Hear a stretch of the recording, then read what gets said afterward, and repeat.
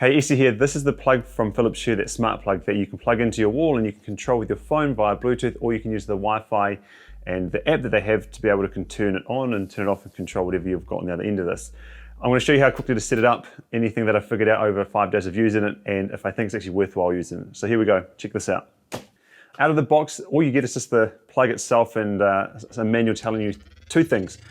The two different apps that you can use, which is one is the BT Hue app, which means that it connects via Bluetooth. And then the other app is one that connects via one of those Philips bridges that you buy that controls the lights in your house, or controls like a Philips Hue bulb or something else that you have in smart devices. Anyway, the options between the two really is that one, with the Bluetooth, you can only control while you're in the house, which means that this sort of area of effect is quite small. With the Wi-Fi or the bridge app, you can connect via the cloud, which means that you can turn this on and off no matter where you are. So if you are on the way home and this is plugged into, say, I don't know, the fan in your house, you can control it from the office. Whereas with the Bluetooth version, it connects directly to this inside your house while this is plugged in, and that's where the connection is held. So you won't be able to do that when you're driving home or if you're out and about.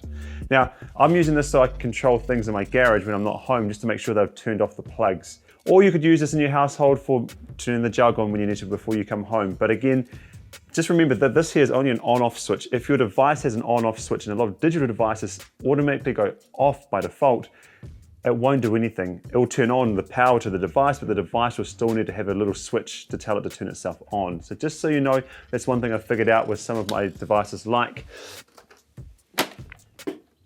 this fan here, by default turns itself off. So even if I have this plugged into the wall and I try to switch this on, it won't turn on automatically. Another thing you need to know is that this is quite a big plug.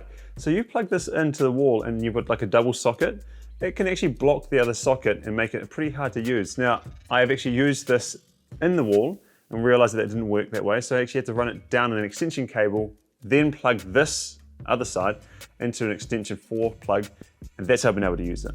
Okay, so the plug is plugged in, and now we're in the kitchen because I just want to show you the example with the jug. So at the moment the plug is turned on, and I'm just going to turn it off. It's got a little red light LEDs displayed now on the plug, and the jug won't boil. Well, it won't boil. If I turn the plug on manually, the jug should have lit up and it should be boiling. Now, say it's turned off and you're coming home and you've been smart enough to turn on the jug before you left because you're that way inclined. I'm not that organized, I just use those special machines. Then you can do something like this. On the phone, say if you've got an iPhone, you can go down, you can just hit the Philips Hue to turn the switch on. No matter where you are, you can turn that on and then you can turn it off. Now there might be an application for you that you think this is perfect for, but for me it was just to make sure that I turned off the plugs in our garage with all my computers and everything turned on at the wall, just so if there is any freak accidents, it's okay, everything's turned off. For you, you could also use with the smart devices like your phones and Alexa and Apple, you could be like, hey Siri, turn on the plug. Okay, the Hue smart plug one is on. Hey Siri, turn off the plug. Okay. So once you've got the Hue BT app downloaded or you've got it turned on, go in, open it up, just get started, don't need to see the demo. Go, are your lights Bluetooth compatible? You go yes.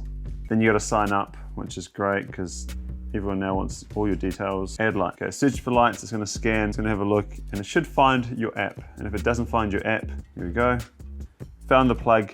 So then now you can just go done, and that plug is set up. So that's if you're using the BT app. If you're using the other Hue app, I can turn this on and off. I can hear it clicking downstairs.